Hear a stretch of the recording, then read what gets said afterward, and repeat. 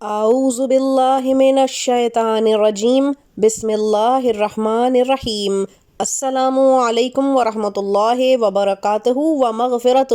اللہ کے نیک بندوں، امید کرتے ہیں کہ آپ سب بخیر و عافیت ہوں گے اور اپنے پیاروں کے ساتھ اللہ تعالیٰ کی دی گئی رحمتیں سمیٹ رہے ہوں گے۔ سامعین گرامی، انسان ویسے تو اشرف المخلوقات ہے، لیکن حقیقت یہ ہے کہ اس کی تمام تر طاقت، سمجھ اور قوت کے باوجود انسان اللہ تعالیٰ کا محتاج ہے۔ دعا کرنی چاہیے کہ انسان دوسرے انسانوں کی محتاجی سے بچا رہے، کیونکہ جب انسان دوسرے انسانوں کا محتاج ہو جاتا ہے تو اس کے اوپر اس ہی کی زندگی تنگ کر دی جاتی ہے۔ انسان کی فطرت ہے کہ جب وہ دوسرے انسانوں سے بہتر اور برتر ہو جاتا ہے تو اس کے اندر صحیح غلط، اچھا برا، زیادتی اور ظلم اور انصاف کا معیار ڈگمگانے لگتا ہے۔ اللہ تعالیٰ انسان کا صرف خالق اور معبود نہیں ہے، بلکہ وہ بہترین رازدار ہے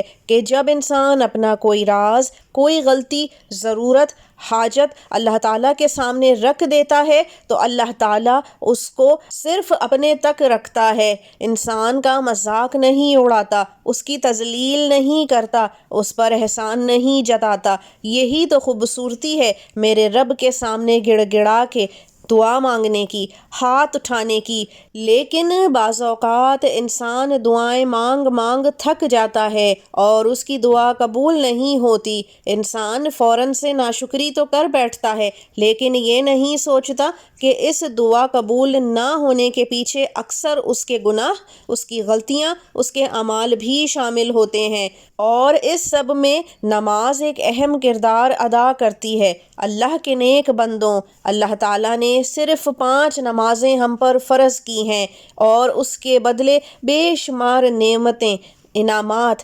اکرامات ہمیں زندگیوں میں دے رکھے ہیں۔ انسان بڑا ہی ناشکرا ہے۔ سانس لینے، آنکھ سے دیکھنے، منہ سے بولنے سے لے کر دنیا کی بڑی چھوٹی آسائشیں، پیٹ بھر کر کھانا، یہ سب نعمتیں ہیں اس رب کی جس نے ہمیں دیا ہے۔ اس کا ہمیں شکر بجا لانا چاہیے، نہ کہ ناشکری کی جائے۔ اسلام میں دعا کرنے کو عبادت کا مغز قرار دیا گیا ہے، اور نماز کے بعد، خاص کر فرض نماز پڑھنے کے بعد جو دعا مانگی جاتی ہے وہ ضرور قبول ہوتی ہے۔ اور اگر ان دعاؤں میں ہم اللہ تعالیٰ کا نام، کلام شامل کر لیں وظیفے کے طور پہ، کہ وہ دعا اتنی قوت اختیار کر جاتی ہے کہ 7 آسمان چیرتے ہوئے اللہ تعالیٰ کے پاس پہنچ جاتی ہے اور قبولیت کا شرف حاصل کر لیتی ہے۔ اللہ تعالیٰ کے نیک بندوں، اپنی تمام بڑی چھوٹی حاجات، زندگی میں آپ کو کوئی مشکل درپیش ہو،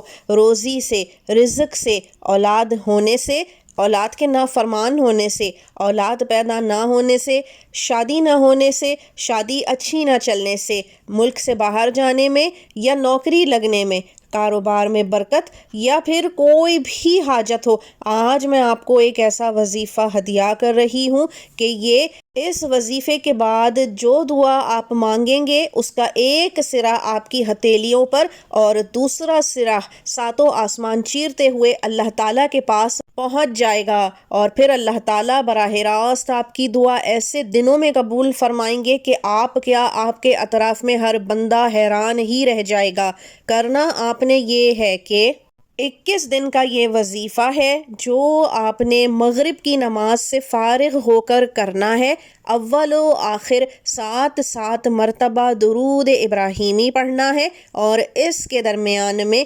512 مرتبہ کن فیکن، کن فیکن، کن فیکن اس طرح سے پڑھتے چلے جانا ہے، اور آخر میں ہاتھ اٹھا کر اللہ تعالیٰ سے اپنی حاجت کو مانگ لینا ہے۔ کن فیکن کے الفاظ سے کون واقف نہیں ہے؟ یہ وہ الفاظ ہیں کہ جب اللہ تعالیٰ نے دنیا تخلیق کرنی تھی تو میرے رب نے انہی الفاظ کو ادا کیا تھا اور دنیا معرض وجود میں آ گئی تھی۔ انسان کو پلک جھپکانے میں جتنا وقت لگتا ہے اس سے کہیں کم وقت میں اللہ تعالیٰ کے ان الفاظ کن فیکن کا اثر ہو جاتا ہے اور کام بھی مکمل ہو جاتا ہے۔ کن فیکن وہ معجزاتی الفاظ ہیں جو اللہ تعالیٰ تک براہ راست پہنچتے ہیں اور اس کے ساتھ آپ کی دعا بھی پہنچ جاتی ہے۔ اللہ کے بندوں، دعا کرتے ہیں کہ اس وظیفے کے کل فضائل آپ کو بھی حاصل ہوں، اور اب اجازت دیجیے اگلی دفعہ تک کے لیے